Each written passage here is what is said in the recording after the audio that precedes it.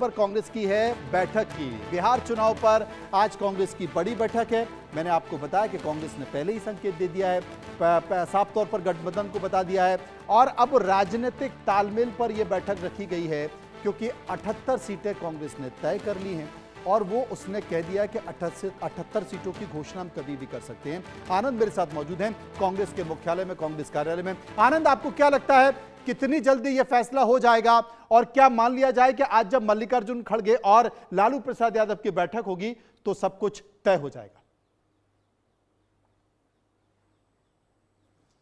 जी देखिए मनोज, जिस तरीके से लगातार राजनीतिक हलचल चल रही है बिहार में और एक तरफ जहां एनडीए ने अपने सीट शेयरिंग फार्मूले का अनाउंसमेंट कर दिया है, तो कहीं ना कहीं अब महागठबंधन में दबाव जरूर है कि जहां एक तरफ पहले चरण के लिए नामांकन 10 अक्टूबर से शुरू हो चुकी है, तो वहीं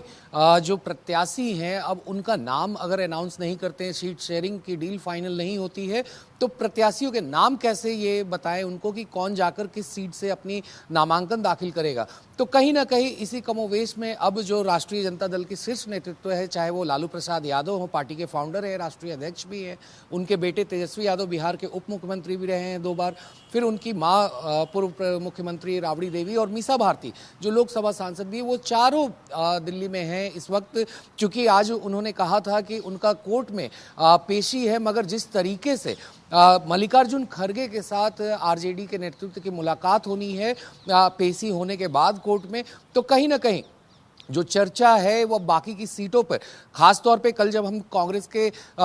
टॉप सूत्रों से बात कर रहे थे तो उन्होंने कहा था केवल 4 से 5 सीटों पे ही उलझन बनी हुई है कि जिसपे आरजेडी ने दावा ठोक दिया है कांग्रेस की सीटों को, जो परंपरागत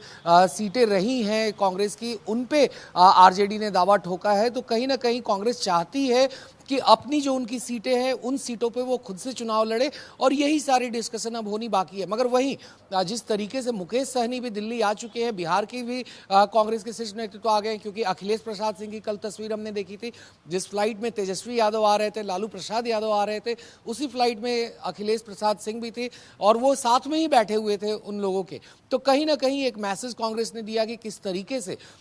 जो बातचीत है अब वो अंतिम चरण पे आ चुकी है और किसी भी वक्त आज बैठक के बाद जो मल्लिकार्जुन खड़गे जिस बैठक में रहेंगे राष्ट्रीय जनता दल के नेताओं के साथ, और वहां पर राहुल गांधी भी, नेता प्रतिपक्ष लोकसभा भी शामिल हो सकते हैं। तो कहीं ना कहीं जो मामला अटका हुआ है, जो पेच फंसी हुई है कांग्रेस की सीटों को लेकर, क्योंकि कांग्रेस को 52 सीटें कोऑर्डिनेशन कमेटी की तरफ से दी जा रही थी और कांग्रेस ने साफ मना कर दिया, ये कहते हुए कि 58। आपने एक संकेत दिया कि जो केस चल रहा है वो केस से भी उसमें क्या निर्णय निकल कर आता है, कोर्ट क्या फैसला देती है, बड़ा सवाल है, क्योंकि भ्रष्टाचार का मुद्दा बनाने की कोशिश की गई। इस चुनाव में एनडीए 2 ही मुद्दे बना रही है, एक तो लॉ एंड ऑर्डर, दूसरा भ्रष्टाचार। वो पिछले 20 साल पुराना लॉ एंड ऑर्डर और भ्रष्टाचार को अभी भी नहीं भुला पा रही है। शुक्रिया आपका करेंगे हम।